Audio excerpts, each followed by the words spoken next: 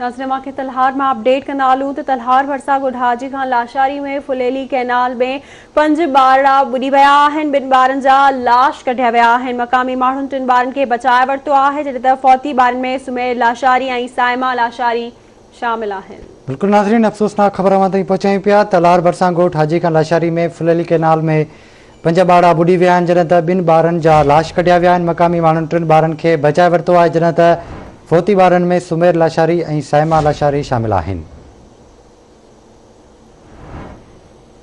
तफ़सील मालूम कंदासीं तलहार मां ताहिर समो खां। जी ताहिर, छा तफ़सील आहिनि?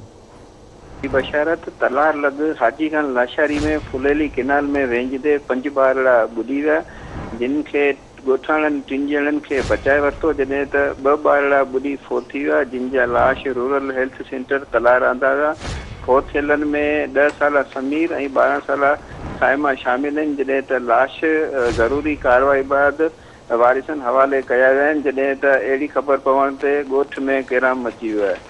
जी, वरी महिरबानी अपडेट करण लाइ।